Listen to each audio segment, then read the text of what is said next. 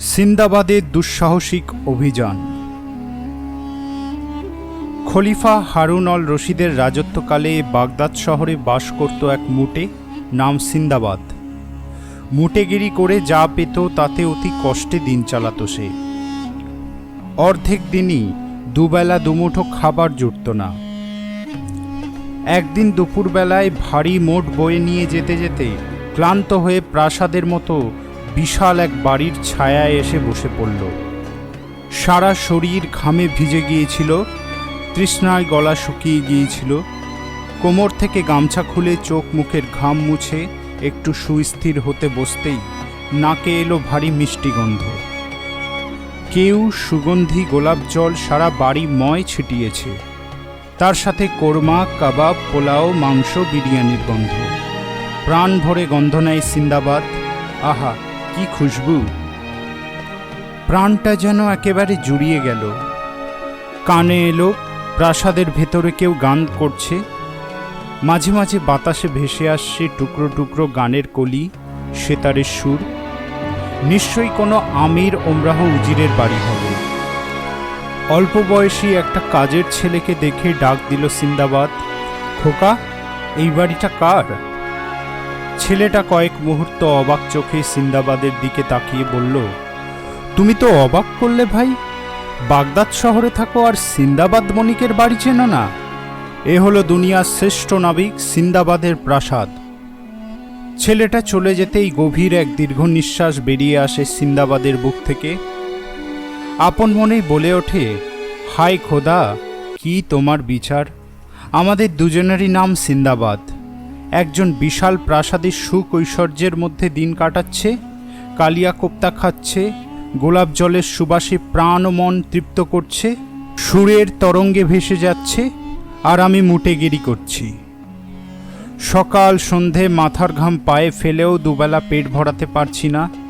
হায় খোদা, তোমার এই পৃথিবীতে কেন এই বৈষম্য? কপাল চাপড়ে আস্তে আস্তে উঠে দাঁড়ালো সিন্দাবাদ। মোট নিয়ে অনেক দূরে যেতে হবে। মোটটা কাঁধে তুলে নিয়ে কয়েক পা যেতেই বাড়ির ভেতর থেকে বেরিয়ে এলো একজন চাকর। সোজা সিন্দাবাদের সামনে এসে বলল, মালিক তোমাকে ডাকছেন। সিন্দাবাদ মাথা নেড়ে বলল, তুমি ভুল করছো ভাই, আমি কোনো মালিককে চিনি না। তোমাদের মালিক অন্য কাউকে ডাকছেন। না না, তোমাকেই ডাকছেন। সিন্দাবাদের ভয় হয়, বাড়ির বারান্দায় বসে কোনো অন্যায় করে ফেলেনি তো? নয়তো তার মতো এক কুলিকে কেন এত বড় প্রাসাদের মালিক ডাকতে যাবে? ভয়ে ভয়ে বলল, আমি কিছু করিনি, তুমি এবারটির মতো ছেড়ে দাও, আমি কোনোদিন তোমাদের বাড়ির বারান্দায় বসবো না। চাকর হেসে ফেলল, তুমি শুধু শুধু ভয় পাচ্ছ। আমাদের মালিকের মতো মানুষ হয় না। তুমি চলো, কোনো ভয় নেই। মোটে আর কি করে, কিন্তু এই মোটটা কোথায় রাখবো?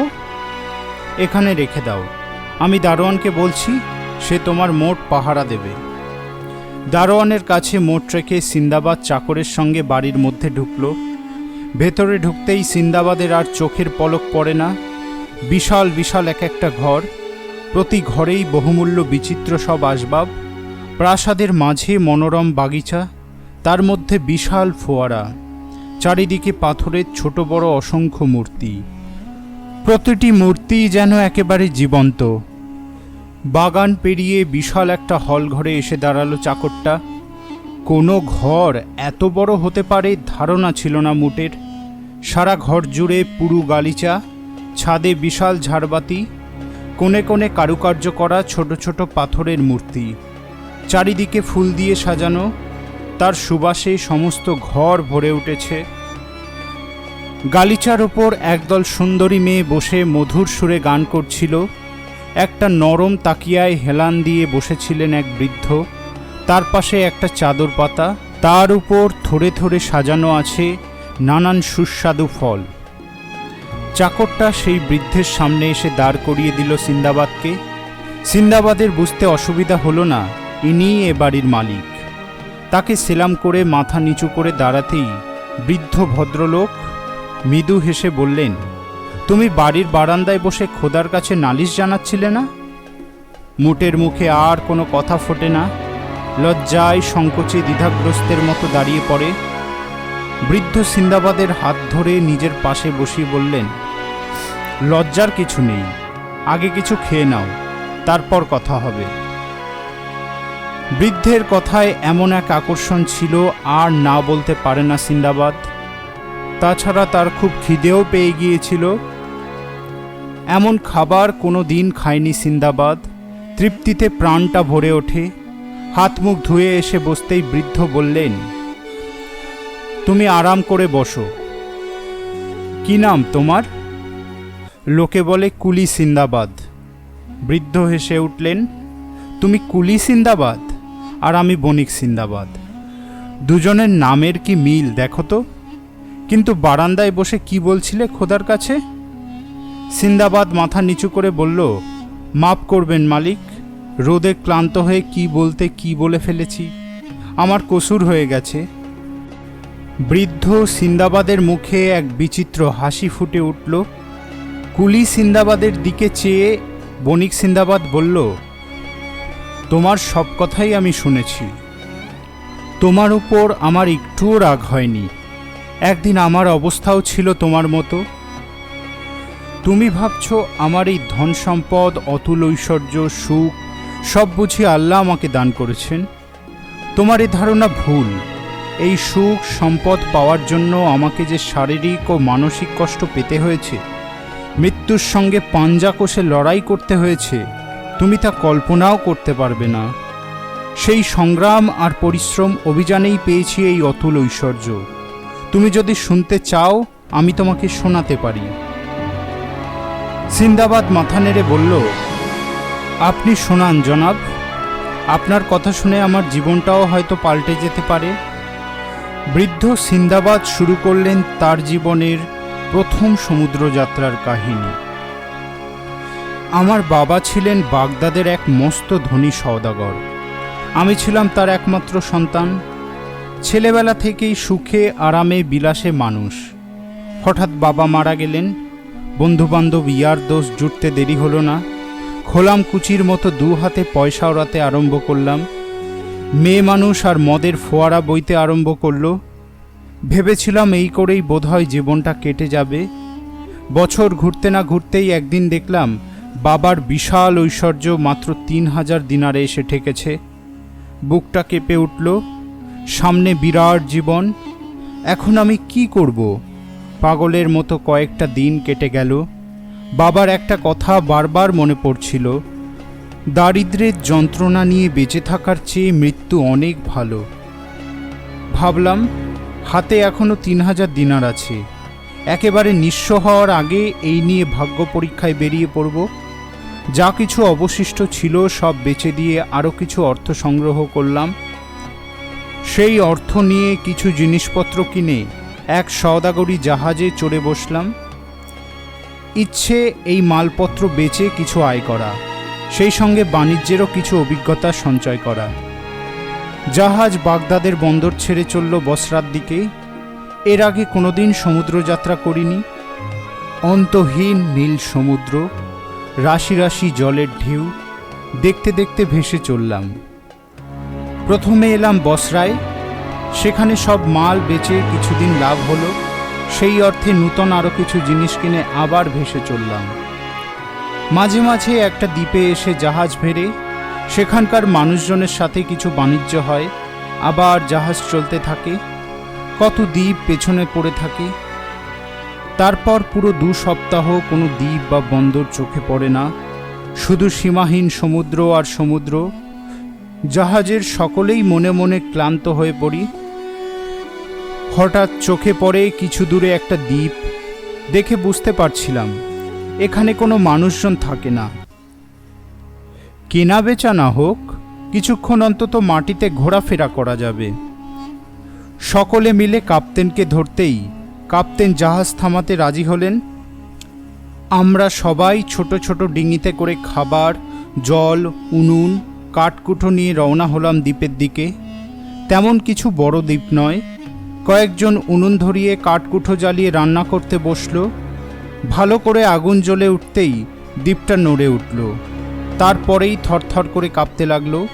সাথে সাথে কাপ্তেন চিৎকার করে উঠল, সবাই জাহাজে ফিরে চলো, এটা দ্বীপ নয়, একটা ঘুমন্ত তিমি। যে যেদিকে পারল পাগলের মতো ছুটতে আরম্ভ করলো। ততক্ষণে তিমিটা তার লেজের ঝাপটায় কয়েকজনকে জলে ফেলে দিয়েছে। অনেকে ডিঙিতে চড়ে, কেউ সাঁতারে জাহাজে গিয়ে উঠল। পাছির তিমিটা জাহাজ ডুবিয়ে দেয়। সেই ভয়ে কাপ্তেন আর অপেক্ষা করে না, জাহাজ ছেড়ে দেবার হুকুম দিল। আমাকে ফেলে রেখেই জাহাজ ভেসে চলল। আমি প্রাণ বাঁচাতে তিমির পিঠের ওপরেই ছোটাছুটি করতে আরম্ভ করলাম। তিমিটা বার কয়েক নড়াচড়া করে ডুব দিতেই আমি সমুদ্রের জলে ভেসে গেলাম। মনে হলো জীবনের আর আশা নেই, কিন্তু আল্লাহ যাকে বাঁচিয়ে রাখতে চান, কারোর ক্ষমতা নেই তাকে মারার। হঠাৎ চোখে পড়ল হাতের কাছে একটা বড় গাছের গুড়ি ভেসে যাচ্ছে। কোনো রকমে সাঁতার কেটে গিয়ে গুড়িটা আঁকড়ে ধরলাম। চোখের সামনে দেখতে পাচ্ছিলাম আমাদের জাহাজ দূরে চলে যাচ্ছে। আমি চিৎকার করে ডাকলাম, কিন্তু সমুদ্রের ঢেউয়ের শব্দে কেউ আমার ডাক শুনতে পেল না। আমি ভেসে চললাম। এদিকে রাত নেমে আসছিল। অন্ধকারে মনে হচ্ছিল আমি জগৎ থেকে বিচ্ছিন্ন এক প্রাণী। নিশ্চিত মৃত্যু ছাড়া আমার সামনে আর কিছু নেই। তবুও বাঁচবার দুরন্ত আশায় কাঠের গুঁড়ি আঁকড়ে ধরে রইলাম। রাত শেষ হয়ে সকাল হলো। সারাদিন কেটে গেল। আবার রাত নেমে এলো। ক্রমশই বাতাসের বেগ বাড়ছিল। কতদিন আর এভাবে ভেসে থাকতে পারবো বুঝতে পারছিলাম না। হাত পা শিথিল হয়ে আসছিল। প্রতি মুহূর্তে মনে হচ্ছিল এইবার আমি তলিয়ে যাব।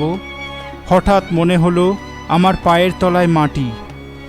কিছু বোঝার আগেই একটা প্রচণ্ড ঢেউ এসে আমাকে আঁচড়ে ফেলল শক্ত মাটির ওপর। কোনো রকমে হামাগুড়ি দিয়ে উপরে উঠে এলাম। শরীর আর বইছিল না। টান টান হয়ে মাটিতে শুতেই জ্ঞান হারালাম। যখন জ্ঞান ফিরে পেলাম, রাত্রি শেষ হয়ে সকাল হয়েছে। ধীরে ধীরে উঠে বসলাম। চারিদিকে ভালো করে তাকাতেই দেখলাম বিরাট একটা দ্বীপ। একদিকে খাড়াই পাহাড় উঠে গিয়েছে, মাঝে মাঝে গাছ আর লতাগুল্ম। কিছুক্ষণ ঘোরাফেরা করতেই পাহাড়ের ধারে কয়েকটা ফলের গাছ আর ঝর্ণা চোখে পড়ল। পেট ভরে গাছের জল খেয়ে জল পান করে শরীরে যেন বল পেলাম। কিছুক্ষণ বিশ্রাম নিয়ে এগিয়ে গেলাম। কোথাও কোনো পথ নেই। গাছের ঝুড়ি ধরে ধরে সন্তর্পণে এগোলাম। পাথরে লেগে পা দুটো ক্ষতবিক্ষত হয়ে যাচ্ছিল। কিভাবে যে এই পাহাড়টা পার হয়ে সমতল ভূমিতে নেমে এলাম জানি না। চেয়ে দেখলাম চারিদিকে সবুজ প্রান্তর, কত অসংখ্য ফলের গাছ। বহুক্ষণ ধরে ঘুরে বেড়ালাম, অপেক্ষা করলাম, কিন্তু কোথাও কোনো মানুষের বা কোনো প্রাণীর চিহ্ন দেখতে পেলাম না। কয়েকটা দিন কেটে গেল। ফল আর ঝর্ণার জল খেয়ে শরীর সুস্থ হয়ে উঠেছিল। পায়ের ক্ষত তখনও সম্পূর্ণ শুকোয়নি। দুটো লাঠিতে ভর দিয়ে এগিয়ে চললাম। কিছু দূর যেতেই হঠাৎ ঘোড়ার ডাকের মতো একটা ডাক কানে এলো। চারিদিকে তাকাতেই দেখতে পেলাম একটা গাছের গুঁড়িতে সুন্দর চেহারার একটা মাদি ঘোড়া বাঁধা রয়েছে। যখন ঘোড়া রয়েছে নিশ্চয়ই কাছে পিঠে কোনো মানুষও আছে। সামনে এগিয়ে যেতেই পাথরের আড়াল থেকে একটা লোক বেরিয়ে ছুটতে ছুটতে আমার সামনে এসে দাঁড়ালো। তারপরেই গলা চড়িয়ে বলল, আমার ঘোড়া চুরি করতে এসছিস? লোকটার চিৎকারে ভয় পেয়ে গিয়েছিলাম। তাড়াতাড়ি তাকে সেলাম করে বললাম, বিশ্বাস করুন, আমি চোর নই। সমুদ্রে জাহাজডুবি হয়ে ভাসতে ভাসতে এই নির্জন দ্বীপে এসে উঠেছি। এখানে ঘোড়া দেখে ভাবলাম নিশ্চয়ই কোনো মানুষের সাক্ষাৎ পাব। লোকটা আমার কথায় বিশ্বাস করল। আমার হাত ধরে বলল, আল্লাহ তোমাকে রক্ষা করেছেন, এসো আমার সঙ্গে। কাছেই একটা গুহায় নিয়ে গেল আমাকে। তার খাবার থেকে আমাকে খেতে দিল। কয়েকটা গাছের পাতা এনে রস করে আমার পায়ে লাগিয়ে দিল। আমি বললাম, আপনি এই নির্জন গুহায় বসে কি করছেন? আর ওই ঘোড়াটিকেই বা ওখানে বেঁধে রেখেছেন কেন? লোকটা বলল, আমরা এই দ্বীপের সুলতান মির্জানের সহিস। অমাবস্যার পর প্রথম যেদিন চাঁদ দেখা যায় সেই দিন আমরা সব মাদি ঘোড়া এনে সমুদ্রের ধারে ধারে বেঁধে দিই। মাদি ঘোড়ার গন্ধ পেয়ে সমুদ্র থেকে উঠে আসে সিন্ধুঘটকের দল। তারা মাদিদের সঙ্গে যৌন মিলন করে, তারপর চেষ্টা করে মাদিদের সমুদ্রে নিয়ে যেতে, কিন্তু কোনো মাদি জলে যেতে চায় না। তারা চিচি করে চিৎকার শুরু করে দেয়। সেই চিৎকার শুনে আমরা ছুটে গিয়ে সিন্ধুঘটকদের সমুদ্রে তাড়িয়ে দিই। এই মিলনে মাদিগুলো যেসব বাচ্চা প্রসব করে তারা যেমন তগড়াই হয় তেমনি তরতাজা। বড় হলে এই রকম ঘোড়া দুনিয়ায় আর কোথাও পাওয়া যায় না। আর এই ঘোড়া বেচেই আমাদের সুলতানের যত আয়। আজ প্রথম চাঁদ উঠবে, চলো গাছের আড়ালে গিয়ে বসি।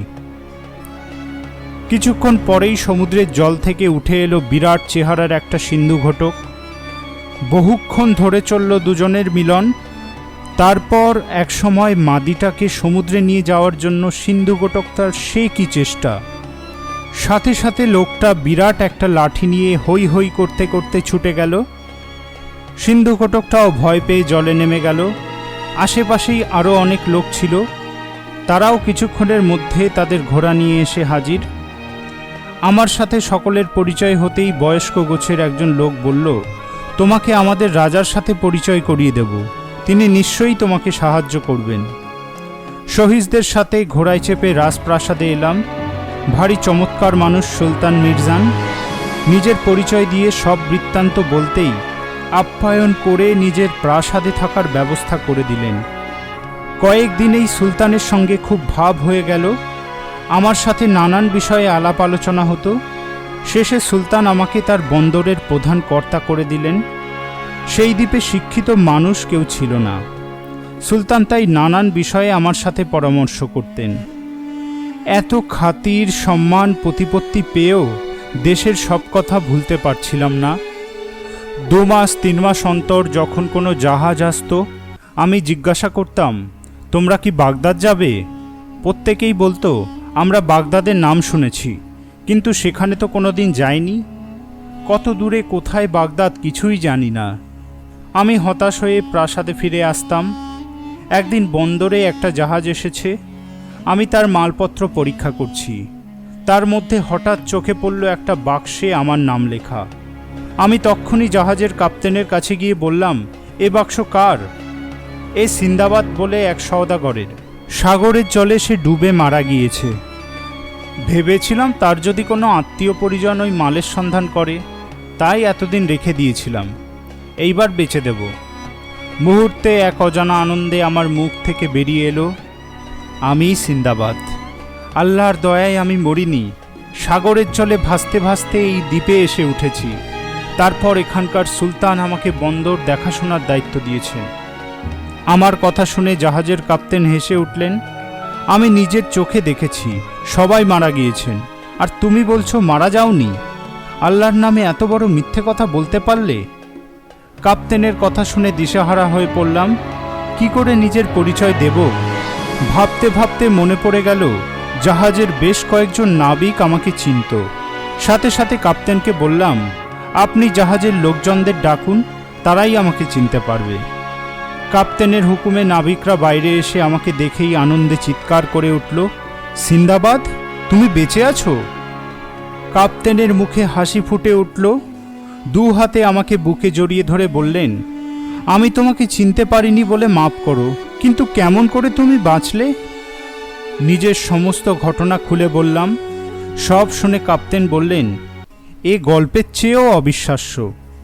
যাই হোক, তোমার সব মালই আছে, তুমি এখানে বেঁচে আমাদের সাথে ফিরে চলো। আমি তক্ষুনি সুলতান মির্জানকে গিয়ে খবর দিলাম। আমাকে তিনি সত্যি সত্যি খুব ভালোবেসে ফেলেছিলেন। ছেড়ে দিতে হবে জেনে তার মন খারাপ হয়ে গেল। আমি সান্ত্বনা দিয়ে বললাম, আপনাদের কথা কোনোদিনও ভুলব না। তাকে কিছু উপহার দিলাম। সুলতান আমাকে কয়েক বাক্স নানান বহুমূল্য জিনিস উপহার দিলেন। পরদিন জাহাজ ছাড়ল। আমার যা মালপত্র ছিল পথে বেচে প্রচুর লাভ করলাম। সব কিছু নিয়ে 1 মাস বাদে আবার বাগদাদে ফিরে এলাম। আমাকে পেয়ে সবাই খুশি। তারা সকলেই ধরে নিয়েছিল আমি আর বেঁচে নেই। নূতন বাড়ি কিনলাম। দাসদাসী লোকজনে বাড়ি ভরে উঠল। শাদি করলাম। হারিয়ে যাওয়া সুখ আবার ফিরে পেলাম। বৃদ্ধ সিন্দাবাদ তার কাহিনী শেষ করে কুলি সিন্দাবাদকে বললেন, তুমি শুনলে তো মৃত্যুর সঙ্গে লড়াই করে কেমন করে আমি এই সম্পদ পেয়েছি। এই ছিল আমার প্রথম সমুদ্রযাত্রা। সিন্দাবাদ তার বালিশের তলা থেকে 100 মোহর ভর্তি একটা থলে বার করে কুলি সিন্দাবাদকে দিয়ে বললেন, তুমি এটা রাখো দোস্ত, তোমাকে আমার খুব ভালো লেগেছে। কাল সকালে এসো, আমি তোমাকে আমার দ্বিতীয় সমুদ্রযাত্রার কাহিনী শোনাব। কুলি সিন্দাবাদ ভালো খাবার খেয়ে 100 মোহর পেয়ে মহা খুশি। মোটটা মাথায় তুলে নিয়ে যেতে যেতে ভাবল, যদি ওই রকম বেরিয়ে পড়তে পারতাম তাহলে আমিও বড়লোক হয়ে যেতাম। পরদিন সকাল হতেই কুলি সিন্দাবাদ এসে হাজির হলো সিন্দাবাদের প্রাসাদে। তাকে দেখেই সিন্দাবাদ বললেন, এসো দোস্ত, আমি তোমারই জন্যে অপেক্ষা করছি। একজন চাকর এসে সামনে খাবার সাজিয়ে দিল। খাওয়া দাওয়া সারা হতেই সিন্দাবাদ শুরু করলেন তার দ্বিতীয় অভিযানের কাহিনী। বেশ সুখেই কাটছিল জীবন। ভেবেছিলাম যা আয় করেছি তাতেই সারা জীবন ভালোভাবে কেটে যাবে। কিন্তু কিছুদিন যেতেই সমস্ত মন ব্যাকুল হয়ে উঠল।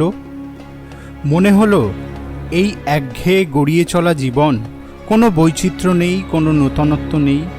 তার চেয়ে আবার বেরিয়ে পড়ি, নূতন দেশে যাব, কত নূতন নূতন মানুষ দেখব, কত রোমাঞ্চকর ঘটনার মুখোমুখি হব। যদি আল্লাহর কৃপা থাকে সব কিছু পার হয়ে একদিন আবার ফিরে আসব। আত্মীয় পরিজনরা কত বোঝালো, কিন্তু আমি ঠিক করলাম বাণিজ্যে আমাকে বের হতেই হবে। একটা নূতন জাহাজের সন্ধান পেলাম, বেশ মজবুত আর পোক্ত জাহাজ, আর কাপ্তেনও ভারী চৌকস ছেলে। জাহাজটা কিনে নিলাম। আমার সাথে আরও একদল সওদাগর এসে ভিড়ল। সবাই যে যার মালপত্র নিয়ে জাহাজে উঠলাম। দুদিন পর জাহাজ ছাড়ল।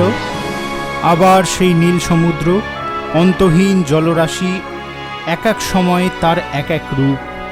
প্রাণ ভরে দেখতাম তার সৌন্দর্য, আর আল্লাহর অপার সৃষ্টির কথা ভাবতে ভাবতে বিস্ময়ে হতবাক হয়ে যেতাম। কয়েকদিন পর এক বন্দরে এসে ভিড়লাম। সেখানে কিছু মালপত্র বেচে আবার রওনা হলাম।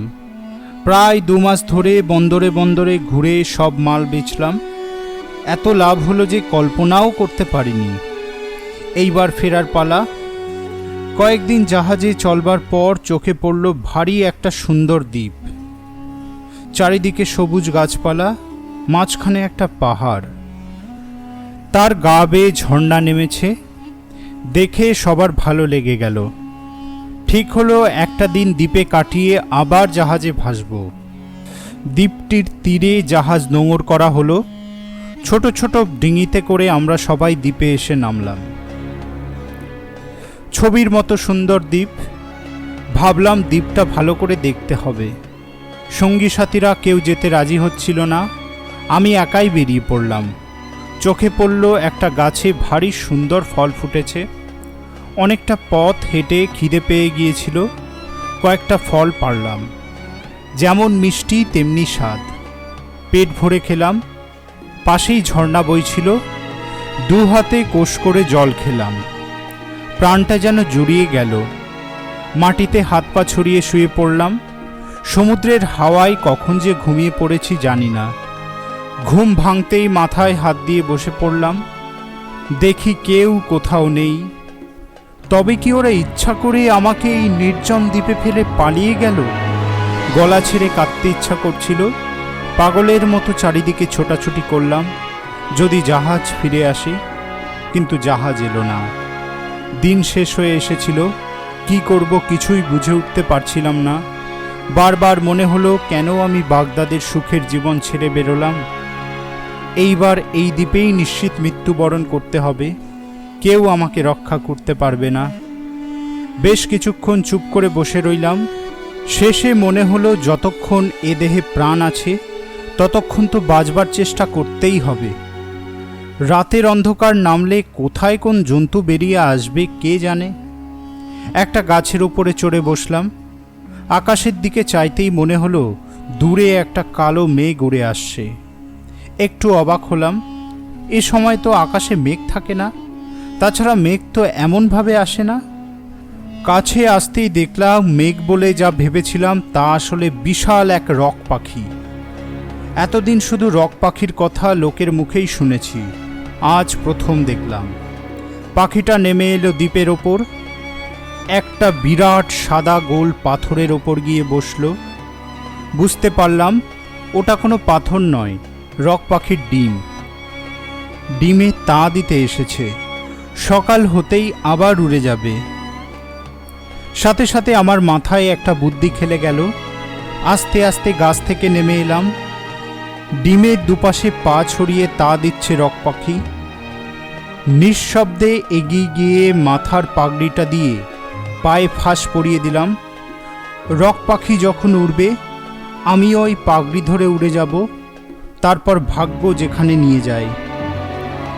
সারা রাত অধীর উৎকণ্ঠায় কেটে গেল। পরদিন সকাল হতেই রক পাখি আকাশে ডানা মেলে দিল।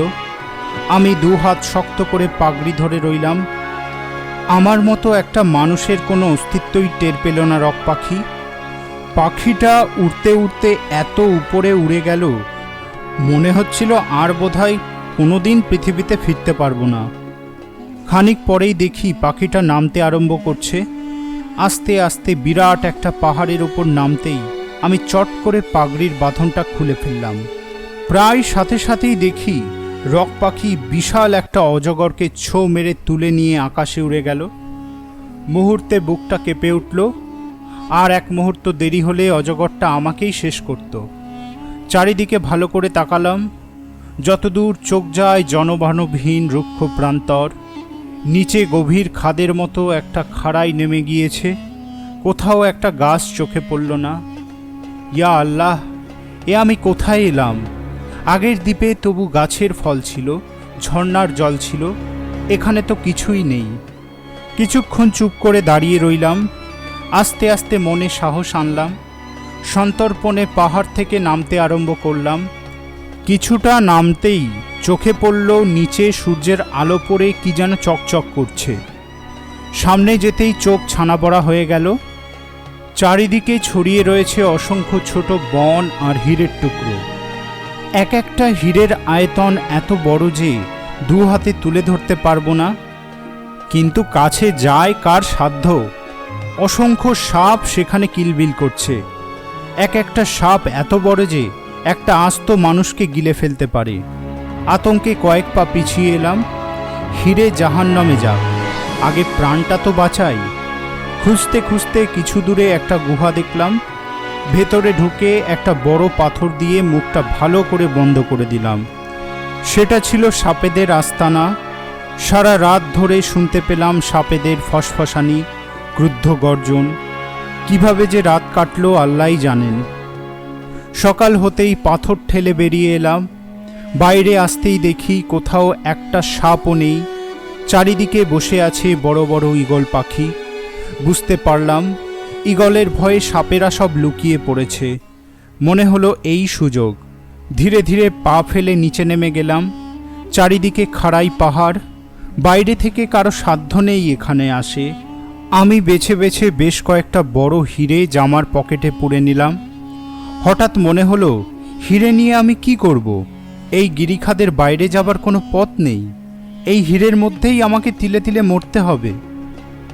হীরে কুড়িয়ে কি হবে তাই? হীরের টুকরোগুলো জামার পকেট থেকে বাইরে বার করতেই আমার সামনে কয়েকটা বড় মাংসের টুকরো এসে পড়ল। তারপরেই একটা গোটা ভেড়ার ছাড়ানো ছাল। এখানে এইসব ফেলছে কে? ওপরের দিকে তাকালাম, কিন্তু কাউকে দেখতে পেলাম না। মনে পড়ে গেল বাবার কাছে একবার শুনেছিলাম জহুরিরা হীরে সংগ্রহ করবার জন্য এইভাবে পাহাড়ের নিচে মাংস ফেলে দেয়। মাংসের গায়ে ছোট ছোট হীরে লেগে যায়। পাখিরা সেই মাংস মুখে করে যখন বাসায় গিয়ে বসে, তখন সেই পাখিদের মেরে হীরে সংগ্রহ করে জহুরিরা। সাথে সাথে মাথায় একটা বুদ্ধি খেলে গেল। জামা আর পাতলুন খুলে ফেলে হীরে বোঝাই করে ভেড়ার চামড়াটা গায়ে জড়িয়ে চুপটি করে বসে রইলাম। খানিক পরেই বিশালকায় এক ঈগল তার প্রকাণ্ড ডানা মেলে নিচে নেমে এলো। আমাকে ভেড়া ভেবে মুখে করে তুলে নিয়ে গেল পাহাড়ের ওপর। একটা গাছের ডালে এসে বসতেই আমি ভেড়ার ছালটা খুলে চট করে বেরিয়ে এলাম। সামনে একটা মানুষ দেখে ভয় পেয়ে ঈগল পাখিটা উড়ে গেল। আমি তখন একেবারে উলঙ্গ, দু হাতে দুটো হীরের পোটলা নিয়ে গাছ থেকে নিচে নেমে এলাম। সাথে সাথে দেখি এক বুড়ো, হাতে বিরাট লাঠি। রক্তমাখা এক উলঙ্গ মানুষকে দেখে বুড়ো হাত জোর করে বলল, কে তুমি? জিন না ইফরিত? আমি জিনও নই, ইফরিতও নই, এক সাধারণ মানুষ। সাথে সাথে বুড়ো অন্য মূর্তি ধরল, তাহলে তুই আমার হিরে চুরি করতে এসেছিস? আমি বুড়োকে শান্ত করবার জন্য বললাম, আমি চোর নই, আপনার হিরে চুরি করতেও আসিনি। দৈব দুর্বিপাকে এখানে এসে পড়েছি। আপনার ওই থলিটা দিন, তারপর সব বলছি। বুড়োর কাছ থেকে থলি নিয়ে পাতলুনের সব হিরে তার মধ্যে ঢেলে নিজের কথা বললাম। আমার কথা শুনে বুড়ো বলল, তুমি বাহাদুর ছেলে। মৃত্যুর সঙ্গে যারা এমন করে পাঞ্জা লড়তে পারে, আল্লাহ সব সময় তাদের সাহায্য করেন। বুড়োকে আমি কয়েকটা বড় হিরে দিলাম। হিরে দেখে বুড়োর চোখের পলক পড়ে না। ইয়া আল্লাহ, এর একটা হিরে বেচেই তো যা পাবো তাতে আমার দুপুরুষ ভালোভাবে কেটে যাবে। বুড়ো আমাকে তার তাঁবুতে নিয়ে এলো। তার নৌকাতেই আমি এক বন্দরে এলাম। সেখানে কয়েকটা হিরে বেচে যা দিনার পেলাম তাই দিয়ে একটা জাহাজ কিনে বাগদাদে ফিরে গেলাম। আমাকে ফিরে পেয়ে সবার সে কি আনন্দ! বাগদাদের বিভিন্ন জহুরির কাছে সেই সব হিরে বেচে যে অর্থ পেলাম তা একজনের পক্ষে গুণে শেষ করা সম্ভব নয়। তার অর্ধেক অর্থ দিয়ে আমি মসজিদ তৈরি করলাম, সরাইখানা করলাম, গরিব দুঃখীদের দান করলাম, আত্মীয় স্বজনদের বিলিয়ে দিলাম। বাকি অর্থের সামান্য কিছু দিয়ে এই প্রাসাদ তৈরি করলাম। দাসদাসী আর বাদি কিনলাম। ইয়ার দোষদের নিয়ে প্রাণ ভরে আনন্দ করতে লাগলাম। বণিক সিন্দাবাদ খুশি হয়ে 100 দিনারের একটা থলি কুলি সিন্দাবাদের হাতে দিয়ে বললেন, এটা রাখো দোস্ত, কাল এসো, তোমাকে আমার তৃতীয় অভিযানের কথা বলবো।